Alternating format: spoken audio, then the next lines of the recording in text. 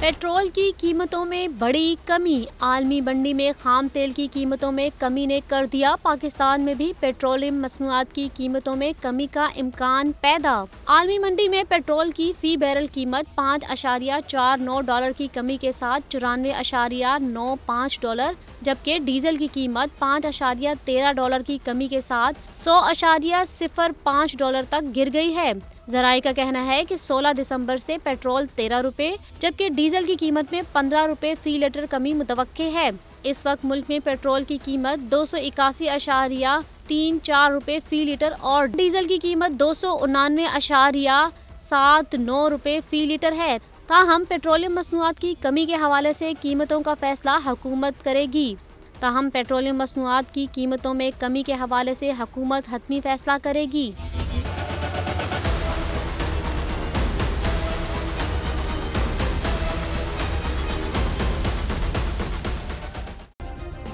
Subscribe करें और bell दबाएं ताकि कोई खबर रह न जाए।